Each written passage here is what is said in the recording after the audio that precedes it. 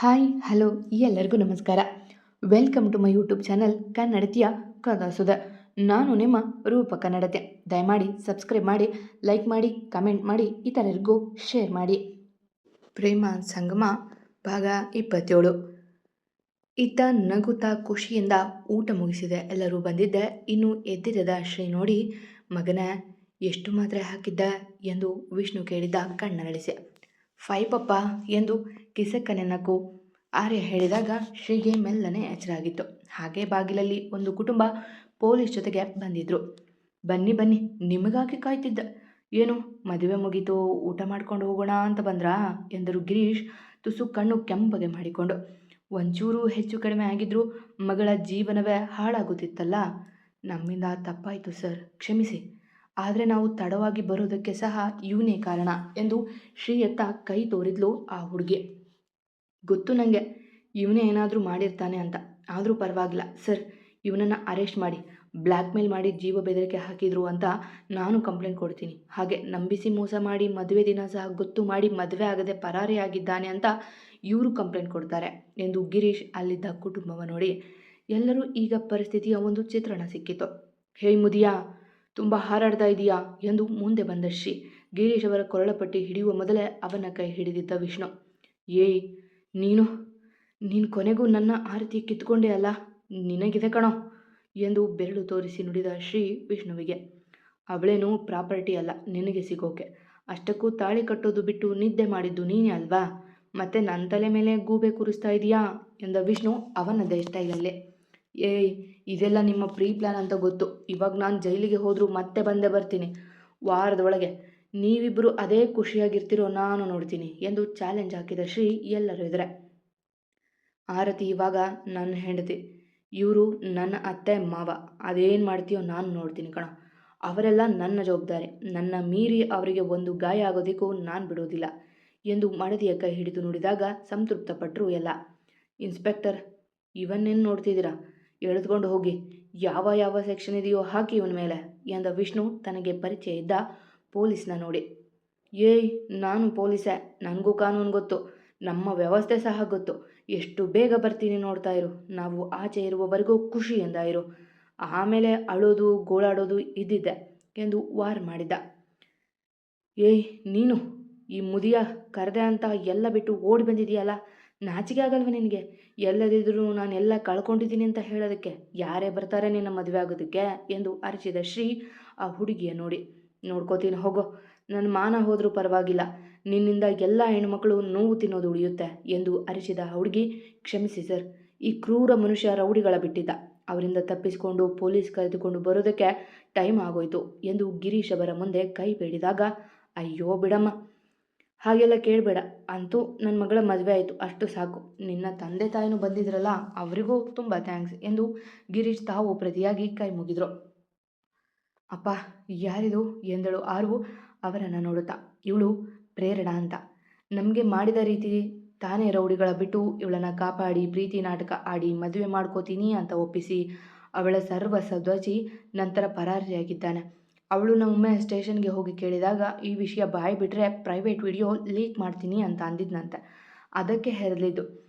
ನಾನು ಧೈರ್ಯ ಹೇಳಿ ಮದುವೆ ದಿನ ಎಲ್ಲರ ಮುಂದೆ ಹೇಳು, ನಾವೆಲ್ಲ ಇರ್ತೀವಿ ಅಂತ ಧೈರ್ಯ ತುಂಬಿದ್ದ. ಅದು ಸಹ ಆ ರಾಸ್ಕಲ್ಗೆ ಗೊತ್ತಾಗಿದೆ ಎಂದು ತಮ್ಮ ಕೋಪ ಮೀರಿ ಹೇಳಿದ್ರು ಗಿರೀಶ್.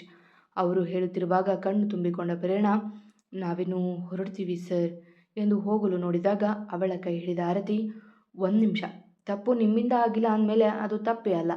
ಅದರ ಬಗ್ಗೆ ಯೋಚಿಸುವುದು ಬಿಟ್ಟು ಮೂವ್ ಆನ್ ಆಗಿ. ಎಲ್ಲ ಒಳ್ಳೆಯದಾಗುತ್ತೆ.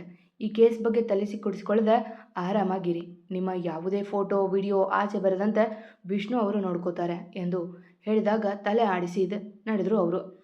ಇನ್ನೇನಾಯ್ತಲ್ಲ, ಮನೆಗೆ ಹೊರಡೋಣವಾ ಎಂದರು ಲೀಲಾ ಮುಂದೆ ಬಂದು. ಆಯಿತು, ಆದರೆ ನಾನು ನನ್ನ ಮಗಳ ಎಂಗೇಜ್ಮೆಂಟ್ ನೋಡಿಲ್ಲ ಎಂದು ಜೇಬಿನಿಂದ ಉಂಗುರ ತೆಗೆದು ಇಬ್ಬರ ಕೈಗಿದ್ರು. ಖುಷಿಯಿಂದ ಅಪ್ಪನ ನೋಡಿದ್ಲು ಆರತಿ. ಕಾರಣ, ಅಂದು ವಿಷ್ಣು ತೆಗೆದುಕೊಟ್ಟು ಹೋಗಿದ್ದ ಉಂಗುರವೇ ಅದು. ಹೋ, ಆಲ್ರೆಡಿ ರೆಡಿ ಇಟ್ಕೊಂಡಿದ್ದೀರಾ ಎಂದು ನಕ್ಕ ಪ್ರಜ್ವಲ್. ಮೊದಲು ವಿಷ್ಣುವೇ ಉಂಗುರ ತೊಡಿಸಿದ್ದ. ನೋಡಿದ್ರಾ, ಮತ್ತೆ ಈ ಉಂಗುರ ನಿಮ್ಮ ಕೈ ಸೇರ್ತು ಎಂದು ಅವಳು ಅವನ ಬೆರಳಿಗೆ ಉಂಗುರ ತೊಡಿಸಿದಾಗ ಯಾವಾಗಲೂ ಜೊತೆಗೆ ಇರ್ತೀವಿ ಅಂತ ಪ್ರಾಮಿಸ್ ಮಾಡಿ ಹಾಕಿ ಎಂದರು ಅಲ್ಲಿದ್ದ ಹಿರಿಯರು. ತಾತ, ಪ್ರಾಮಿಸ್ ಹಾಗಲ್ಲ ಮಾಡೋದು ಎಂದು ಓಡಿ ಬಂದು ಅಪ್ಪ ಅಮ್ಮನ ಕೈ ಹಿಡಿದು ಅವರ ಕಿರು ಬೆರಳು ಜೋಡಿಸಿ, ಈಗ ಹೇಳಿ ಪಿಂಕಿ ಪ್ರಾಮಿಸ್ ನೀವಿಬ್ಳು ನನ್ನ ಬಿಟ್ಟೋಗಲ್ಲ ಅಂತ ಎಂದು ನಕ್ಕಾಗ, ಖಂಡಿತ ಬಿಟ್ಟೋಗಲ್ಲ ಚಾಂಪ್ ಎಂದು ಇಬ್ಬರು ಒಂದೊಂದು ಕೆನ್ನೆಗೆ ಮುತ್ತಿಟ್ಟು ಖುಷಿಪಟ್ಟಾಗ ಎಲ್ಲ ಕಣ್ತುಂಬಿಕೊಂಡರು ಅವನ ಪ್ರೀತಿಗೆ. ಈಗ ಹೆಣ್ಣನ್ನು ಒಪ್ಪಿಸಿಬಿಡಿ, ನಾವು ಕರೆದುಕೊಂಡು ಹೋಗ್ತೀವಿ ಎಂದು ಲೀಲಾ ಹೇಳಿದಾಗ ತಂದೆಯ ನೋಡಿದ ಆರತಿಯ ಕಣ್ಣುಗಳು ತುಂಬಿದವು. ಅದೇ ಕ್ಷಣ ಅಲ್ಲವೇ ಹೆಣ್ಣಿನ ಜೀವನದಲ್ಲಿ ಅತಿ ನೋವು ಕೊಡುವುದು. ಎಲ್ಲವೂ ಸುಸೂತ್ರವಾಗಿ ಸಾಗಿತು. ಈಗ ಹೆಣ್ಣನ್ನು ಗಂಡನಿಗೆ ಒಪ್ಪಿಸುವ ಸಮಯ. ಬೇಡವೆಂದರೂ ತುಂಬಿ ಬರುತ್ತಿದ್ವು ಆರತಿಯ ಕಣ್ಣುಗಳು. ಮದುವೆ ವಿಷ್ಣು ಜೊತೆ ಆಗಿದ್ದೆ ತುಂಬ ಖುಷಿಯಿಂದ ಇದ್ದವಳು ಈಗ ಅಪ್ಪ ಅಮ್ಮನ ತೊರೆದು ಹೋಗುವುದನೆಂದು ಕಣ್ಣ ನೀರು ಸುರಿಸುತ್ತಿದ್ಲು. ಇನ್ಮೇಲೆ ನಮ್ಮ ಮಗಳು ನಿಮ್ಮ ಸ್ವತ್ತು, ಅವಳನ್ನು ಚೆನ್ನಾಗಿ ನೋಡ್ಕೋತೀರಾ ಅನ್ನೋ ಭರವಸೆ ಇದೆ. ಆದರೆ ತಿಳಿಯದೇ ಏನಾದರೂ ತಪ್ಪು ಮಾಡಿದರೆ ಕ್ಷಮಿಸಿಬಿಡಿ ಎಂದು ಗಿರೀಶ್ ಅವರು ರಮೇಶ್, ಲೀಲಾ ಅವರ ನೋಡಿ ಹೇಳಿದರು. ಖಂಡಿತ ಬೀಗ್ರೆ, ನಿಮ್ಮ ಮಗಳು ನಮ್ಮನೆಯಲ್ಲೂ ಮಗಳ ಹಾಗೆ ಇರ್ತಾಳೆ ಎಂದು ಲೀಲಾ ಹೇಳಿದಾಗ ವಿಷ್ಣುವನ್ನು ನೋಡಿ, ಮೊದಲು ಎರಡನೇ ಮದುವೆ ಅಂತ ತಿರಸ್ಕಾರ ಮಾಡಿದ ನನ್ನ ಮನಸ್ಸನ್ನು ಗೆದ್ದು ಬಿಟ್ಟೆ.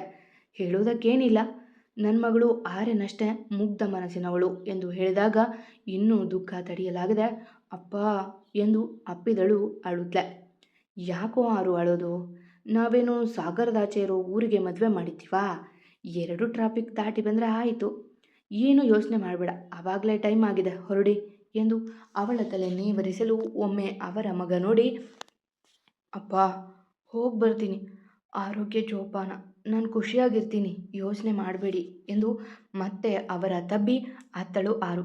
ಹೋಗಿ ಬಾ ಮಗಳೇ, ಆಗಾಗ ನನ್ನ ಮೊಮ್ಮಗನನ್ನು ಕರೆದುಕೊಂಡು ಬರ್ತಿರು, ಸಾಕು ಅತ್ತಿದ್ದು ಎಂದು ಗಿರೀಶ್ ಅವರು ಹೇಳಿದಾಗ ಅಮ್ಮನ ಎದುರು ಬಂದು ಅವರ ತಬ್ಬಿದವಳು, ಅಮ್ಮ ಅಪ್ಪನ ಚೆನ್ನಾಗಿ ನೋಡ್ಕೊ, ನಾನಿಲ್ಲ ಅಂತ ಜಾಸ್ತಿ ಸ್ವೀಟ್ ತಿಂದುಬಿಟ್ಟಾರು, ನೀನು ಮಾತ್ರ ನಾನಿಲ್ಲ ಅಂತ ಖುಷಿಯಾಗಿರ್ತೀಯ ಅಲ್ವಾ ಎಂದು ಅಳುವಾಗ ಅಮ್ಮನ ಕಾಲು ತಬ್ಬಿದ ಆರ್ಯ, ಅಲು ಮಮ್ಮಿ, ಯಾಕೆ ಅಲೋದು ಎಂದ ಮುದ್ದಾಗೆ.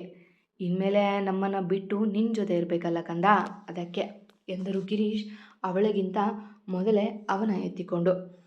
ಅದಕ್ಕೆ ಬಿತ್ತು ಬರಬೇಕು, ನೀವು ನಮ್ಮ ಜೊತೆ ಬನ್ನಿ, ನಮ್ಮ ಮಂಡ್ಯ ದೊಡ್ಡದಾಗಿದೆ ಎಂದು ಆರ್ಯ ಹೇಳಿದಾಗ ಅವನ ಅಪ್ಪಿದರು ಪ್ರೀತಿಯಿಂದ. ಹಾಗೆಲ್ಲ ಆಗೋದಿಲ್ಲ ಕಂದಮ್ಮ, ನೀನಿನ್ನೂ ಚಿಕ್ಕವನಾಯ್ತಾ, ಇವಾಗ ಹೋಗಿ ಮತ್ತೆ ನಾಡಿದ್ದು ನೀವೆಲ್ಲ ನಮ್ಮನೆ ಬರಬೇಕು ಆಯಿತಾ ಎಂದರು ಅವನ ಕೆನ್ನೆಗೆ ಪ್ರೀತಿಯಿಂದ ಮುತ್ತಿಟ್ಟು. ಹೋ, ಇವಾಗ 4 ಡೇಸ್ ರಜೆ ಹಾಕಿದ್ದೀನಿ, ಮತ್ತೆ ನಿಮ್ಮನೆ ಬಂದರೆ ರಜೆ ಆಗುತ್ತೆ ಎಂದು ಖುಷಿಯಿಂದ ಹೇಳಿದಾಗ ಅಳುತ್ತಿದ್ದ ಆರತಿಯ ಮುಖದಲ್ಲೂ ನಗು ಮೂಡಿತು. ಬೀಗ್ರೆ, ನಾವು ಮೊದಲು ಹೋಗ್ತೀವಿ, ಮನೆ ತುಂಬಿಸಿಕೊಳ್ಳೋಕೆ ತಯಾರಿ ಮಾಡಬೇಕು ಎಂದು ಲೀಲಾ ರಮೇಶ್ ಅಲ್ಲಿಂದ ಹೊರಟರು. ಇನ್ಮೇಲೆ ನಾನು ಇರ್ತೀನಲ್ವಾ ಮಿಸ್ಟರ್ ಆರ್ಯವರ್ಧನ್, ಒಂದು ದಿನ ಸಹ ಸ್ಕೂಲ್ ಮಿಸ್ ಮಾಡೋ ಹಾಗಿಲ್ಲ ಎಂದು ಆರತಿ ಹೇಳಿದಾಗ ಅಪ್ಪನ ಬಳಿ ಹೋದವ, ನಾನು ಪಪ್ಪಾಗೆ ಹೇಳ್ತೀನಿ, ಅವಳು ಹೇಳಿದರೆ ನೀನು ಕೇಳಬೇಕು ಎಂದ ಆರ್ಯ ನಾಲಿಗೆ ಹೊರಚಾಚಿ ಅಣಕಿಸುತ್ತ. ನಿನ್ನಪ್ಪ ನೀನು ಇಬ್ಬರು ಇನ್ಮೇಲೆ ಸುಮ್ಮನೆ ರಜೆ ಹಾಕಿದರೆ ಕ್ಲಾಸ್ ತಗೋತೀನಿ ಎಂದ ಆರತಿ ಸೊಂಟದ ಮೇಲೆ ಕೈ ಇಟ್ಟು ಜೋರು ಮಾಡಿದಾಗ, ನೋಡಿದ್ಯಾ ಆರ್ಯ, ನಿನ್ನ ಆಲು ಮಮ್ಮಿ ನಾಗವಲ್ಲಿಯಾಗಿ ಬರ್ದಾತಾಗಿದ್ದಾಳೆ, ತಾಳಿ ಕಟ್ಟೋವರೆಗೂ ಸ್ವೀಟ್ ಮಮ್ಮಿ, ಇವಾಗ ಸ್ಪೈಸಿ ಎಂದು ಪ್ರಜ್ವಲ್ ತಮಾಷೆ ಮಾಡಲು. ಹೌದು ಚಾಂಪ್, ನೋಡು ನಿನ್ನ ಮಮ್ಮಿ ಆಲೂ ಬೋಂಡಾಯಿಂದ ಆಲೂ ಕಬಾಬ್ ಆಗ್ತಿದ್ದಾಳೆ ಎಂದು ವಿಷ್ಣು ಸಹ ಹೇಳಿದಾಗ ಆರತಿ ಕಣ್ಣು ಸಂಕುಚಿಸಿದರೆ ಎಲ್ಲ ಜೋರಾಗಿ ನಕ್ಕು ಬಿಟ್ರು. ಪಪ್ಪ ನೀವು ನಗ್ತೀರಾ, ಇವರೆಲ್ಲ ನನ್ನ ಕಿಂಡಲ್ ಮಾಡ್ತಿದ್ದಾರೆ ಎಂದು ಅಪ್ಪನ ಬಳಿ ಕಂಪ್ಲೇಂಟ್ ಹೇಳಲು, ತಾತ ನೀವು ನಮ್ಮ ಪಾರ್ಟಿ ಅಲ್ವಾ, ನಾನು ಸ್ಕೂಲ್ ರಜೆ ಹಾಕ್ಬೋದು ಅಲ್ಲ ಎಂದಾಗ ನಕ್ಕು, ಹೂನಪ್ಪ, ನಾಳೆಯಿಂದ ನಿನಗೆ ಯಾವಾಗ ಸ್ಕೂಲ್ ರಜೆ ಹಾಕಬೇಕು ಅನಿಸುತ್ತೋ ಆಗ ನಮ್ಮ ಮನೆಗೆ ಬಂದುಬಿಡು ಎಂದಾಗ ಸಿಟ್ಟಾಗಿ, ಮಾತಾಡಬೇಡಿ ನೀವ್ಯಾರು ನನ್ನ ಜೊತೆ ಎಂದು ಕಾರೇರಿ ಕುಳಿತುಕೊಂಡಳು ಆರತಿ. ಹೇಯ್, ನೀವೆಲ್ಲ ನಮ್ಮ ಆಲು ಮಮ್ಮಿಗೆ ಲೇಗಿಸ್ತಾ ಇದ್ದಿಲ್ಲ, ಅವಳು ನನ್ನ ಮಮ್ಮಿ ಎಂದು ಅಪ್ಪನ ಕೈಯಿಂದ ಜಾರಿ ಅಮ್ಮನ ಬಳಿ ಓಡಿ ಬಂದ ಚಾಂಪ್. ನೀವು ಬಲಿ ಮಾಡಬೇಡಿ ಮಮ್ಮಿ, ನಾನು ಎಲ್ಲರ ಜೊತೆ ತೂಬಿಡ್ತೀನಿ ಎಂದು ಅವಳ ತಬ್ಬಿದಾಗ, ನೋಡಿ ಮಾವ, ಹೆಂಡತಿ ಬಂದು 1 ಗಂಟೆಯಾಗ ನನ್ನ ಮಗ ಬ್ಯಾರೆಯಾದ ಅಂತ ಹಾಡು ಹೇಳಬೇಕು ನಾನು ಎಂದು ವಿಷ್ಣು ಹೇಳಿದಾಗ ಮತ್ತೆ ನಗು ಬರಡಿತ್ತು ಅಲ್ಲಿ. ಸರಿ ಸರಿ ಹೊರಡಿ, ಟೈಮ್ ಆಗುತ್ತೆ ಎಂದು ಗಿರೀಶ್ ಹೇಳಿದಾಗ ಆರತಿ ಮತ್ತೆ ಕಣ್ತುಂಬಿಕೊಂಡ್ಳು. ಆರತಿ, ನೈಟ್ ರಿಸೆಪ್ಷನ್ ಇದೆ, ಅತ್ತೆ ಮಾವ ಮತ್ತೆ ಬರ್ತಾರೆ, ಇವಾಗ ಹೇಗಿದೆಯೋ ಹಾಗೆ ಇರು ಎಂದು ವಿಷ್ಣು ಹೇಳಿದಾಗ ಕಣ್ಣುರಿಸಿಕೊಂಡು ಅಪ್ಪ ಅಮ್ಮನಿಗೆ ಟಾಟಾ ಮಾಡಿದ್ಲು. ಪ್ರಜ್ಜು, ಆಗಾಗ ಅಪ್ಪ ಅಮ್ಮನ ಮನೆಗೆ ಹೋಗ್ತಿರೋ ಆಯ್ತಾ ಎಂದಾಗ ಅವನು ತಲೆ ಆಡಿಸಿದ. ಜೀವದ ಗೆಳತಿಯ ಬಿಟ್ಟಿರಲು ಅವನಿಗೂ ಕಷ್ಟವೇ, ಆದರೆ ಅಂತೂ ಇಂತೂ ಇಬ್ಬರು ಒಂದಾಗಿದ್ದು ಅವನಿಗೂ ಸಂತೋಷ. ಸರಿ, ಹೊರಡೋಣ ಎಂದು ವಿಷ್ಣು ಹೇಳಿದಾಗ ಡ್ರೈವರ್ ಕಾರು ತೆಗೆದ. 10 ನಿಮಿಷ ಮನೆಗೂ ಮಂಟಪಕ್ಕೂ. ಎಲ್ಲ ಶಾಸ್ತ್ರ ಮನೆಯಲ್ಲಿ ಮಾಡಿದವರು. 2 ಮದುವೆ ಆದ ಕಾರಣ ಧಾರೆ ಮುಹೂರ್ತ ಮಾತ್ರ ಮಂಟಪದಲ್ಲಿ ಇಟ್ಟಿದ್ರು. ಗಿರೀಶ್ ಅವರು ಅದಕ್ಕೆ ಒಪ್ಪಲು ಪೊಲೀಸ್ ಸ್ಟೇಷನ್ ಹತ್ತಿರ ಆಗುತ್ತೆ ಎಂಬ ಕಾರಣವೂ ಒಂದು. ಹೇಯ್, ಮನೆಗೆ ಬಂದ್ವಿ ಎಂದು ಕುಣಿಯುತ್ತಾ ಕಾರಿನಿಂದ ಇಳಿದ ಆರ್ಯ. ಬೆಳಗ್ಗೆ ಮನೆಯಿಂದ ಹೊರಡುವಾಗ ಮತ್ತೆ ಈ ಮನೆಗೆ ಬರುವುದೇ ಇಲ್ಲ ಎಂದುಕೊಂಡು ಹೋಗಿದ್ಲು ಮಂಟಪಕ್ಕೆ. ಆದರೀಗ ಖುಷಿಯಿಂದ ಕಾರು ಇಳಿದು ಬರುವಾಗ, ಬನ್ನಿ ನೋಡು, ಈ ಸೇರು ಒದ್ದು ಒಳಗೆ ಬಾ ಎಂದು ಹೊಸ್ತೆಲ ಮೇಲೆ ಅಕ್ಕಿ ತುಂಬಿದ ಸೇರು ಇಟ್ಟರು. ಅದರ ಮೇಲೆ ಬೆಲ್ಲದ ಅಚ್ಚು. ಮೆಲ್ಲಗೆ ಅದಕ್ಕೆ ನಮಸ್ಕಾರ ಮಾಡಿ ಅದನ್ನು ತಳ್ಳಿದ್ಲು. ಅದು ಸ್ವಲ್ಪ ದೂರವೇ ಹೋದಾಗ, ಅಬ್ಬಾ, ಇಷ್ಟೊಂದು ಸ್ಮೂತ್ ಇದ್ದಾಳೆ ನಿಮ್ಮ ಸೊಸೆ ಎಂದು ನಕ್ಕರು ಅಲ್ಲಿದ್ದವರು. ಆರತಿ ಮಾಡಿ ಎಂದು ಹೇಳಿದಾಗ ಮುತ್ತೈದೆಯರು ಸೇರಿ ಆರತಿ ಮಾಡಿದರು ನವ ಜೋಡಿಗೆ. ನಿನ್ನ ಗಂಡನ ಹೆಸರು ಹೇಳಮ್ಮ ಎಂದರು ಅಲ್ಲಿದ್ದರವಲ್ಲರಿ ಒಬ್ಬರು. ವಿಷ್ಣು ಎಂದಳು ಆರತಿ ಮೆತ್ತಗೆ. ಪೂರ್ತಿ ಹೆಸರು ಹೇಳು ಎಂದು ಮತ್ತೆ ಕೇಳಿದಾಗ ವಿಷ್ಣುವರ್ಧನ್ ಎಂದಾಗ ಎಲ್ಲರೂ ಅರಚಿದ್ರು. ಇವಾಗ ನಿನ್ನ ಸರದಿ ಎಂದು ವಿಷ್ಣುಗೆ ಹೇಳಲು ಆರತಿ ಎಂದು ಆರತಿ ತಟ್ಟೆಗೆ ಹಣ ಹಾಕಲು ಅವರು ದಾರಿ ಬಿಟ್ಟು ಕೊಟ್ಟರು. ನಾನು ಹೇಳ್ತೀನಿ ಆರತಿ ವಿಷ್ಣುವರ್ಧನ್, ನಾನು ಆರ್ಯವರ್ಧನ್ ಎಂದು ಹೇಳಿದವನೇ ಅಪ್ಪ ಅಮ್ಮ ಇಬ್ಬರ ಕೈ ಹಿಡಿದು ಒಳಗೆ ಬಂದಿದ್ದ. ಅಂತೂ ಆರತಿಯ ಗೃಹ ಪ್ರವೇಶ ಮಗ ಗಂಡನೊಡನೆ ಆಗಿತ್ತು. ಮತ್ತೆ ಸಿಗುವ. ಖುಷಿಯಾಗಿದೆ ಅಲ್ವಾ? ಹಾಗೆ ನನಗೂ ಖುಷಿಯಾಗುತ್ತೆ. ಜಾಸ್ತಿ ಕಮೆಂಟ್ ಹಾಕಿ. ಕತೆ ಇಷ್ಟ ಆದರೆ ಪ್ಲೀಸ್ ಕಮೆಂಟ್ ಹಾಕಿ, ಸಬ್ಸ್ಕ್ರೈಬ್ ಆಗಿ. ಎಂದಿನಂತೆ ನಿಮ್ಮ ಪ್ರೀತಿ ಕಮೆಂಟ್ ಪ್ರೋತ್ಸಾಹದ ನಿರೀಕ್ಷೆಯಲ್ಲಿ ನಾನು ನಿಮ್ಮ ರೂಪ ಕನ್ನಡತಿ. ಪ್ರೀತಿಯಿಂದ ಕತೆ ಕೇಳಿ ಕಮೆಂಟ್ ಆಗ್ತಿರೋ ಪ್ರತಿಯೊಬ್ಬರಿಗೂ ನನ್ನ ತುಂಬ ಹೃದಯದ ಧನ್ಯವಾದಗಳು.